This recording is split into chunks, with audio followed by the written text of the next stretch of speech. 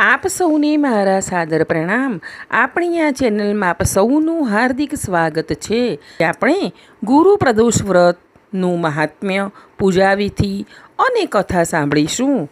ધર્મગ્રંથોમાં ભગવાન શિવને પ્રસન્ન કરવા માટે અનેક વ્રત અંગે જણાવવામાં આવે છે. પ્રદોષ વ્રત પણ તેમાંથી એક છે.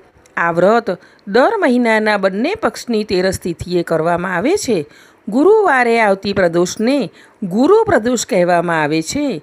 પ્રદોષ વ્રતની પૂજા કર્યા પછી આ વ્રતની કથા ચોક્કસ સાંભળવી જોઈએ. પ્રદોષકાળની પૂજા કરવાથી શારીરિક, આર્થિક અને માનસિક પરેશાનીઓ દૂર થાય છે અને દુશ્મનો પર વિજય પ્રાપ્ત કરી શકાય છે.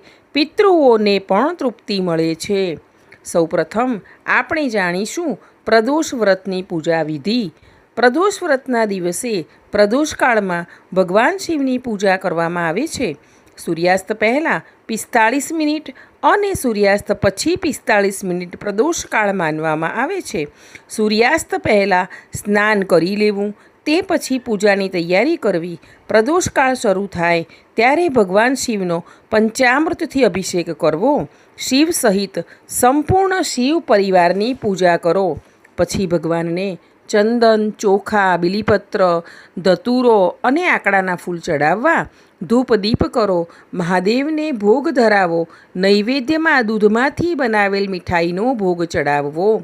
આ દિવસે વ્રત કરનારે શારીરિક અને માનસિક રીતે સાત્વિક રહેવું. પ્રદોષના વ્રતના દિવસે ભગવાન શિવના મંત્રોનો જાપ કરવો. જાપ કર્યા પછી પ્રદોષ વ્રત કથા સાંભળવી. અંતમાં આરતી કરીને સમગ્ર પરિવારે પ્રસાદ લેવો.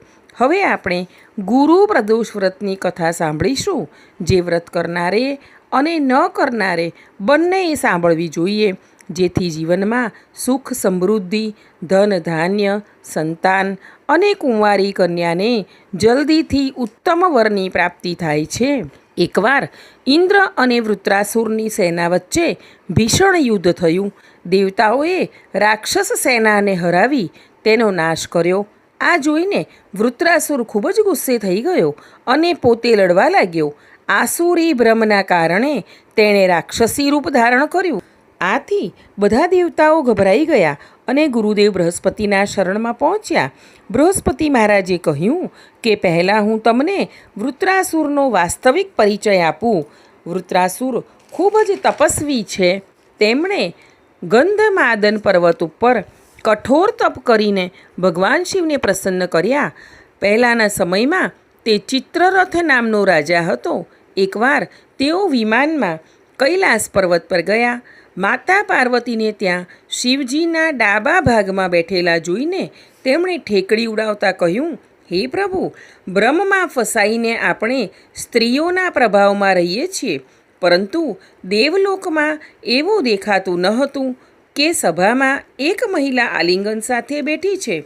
ચિત્રરથના આ શબ્દો સાંભળીને સર્વવ્યાપી શિવશંકર હસી પડ્યા અને બોલ્યા, હે રાજા, મારો વ્યવહારિક દૃષ્ટિકોણ અલગ છે. મેં મૃત્યુદાતા કલકૂટ મહાવિષને લીધો છે, છતાં તમે સામાન્ય વ્યક્તિની જેમ મારી મજાક કરો છો.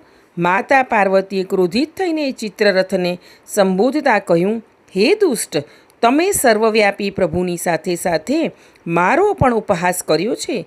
તેથી હું તમને શીખવીશ કે તમે આવા સંતોનો ઉપહાસ કરવાની હિંમત પણ કરશો નહીં. હવે તમે રાક્ષસનું રૂપ ધારણ કરીને વિમાનમાંથી નીચે પડો. હું તમને શ્રાપ આપું છું. જગદંબા ભવાનીના શ્રાપને કારણે ચિત્રરથને રાક્ષસનું સ્વરૂપ મળ્યું અને ત્વષ્ટ નામના ઋષિની મહાન તપસ્યાથી જન્મ લઈને તે વૃત્રાસુર બન્યો.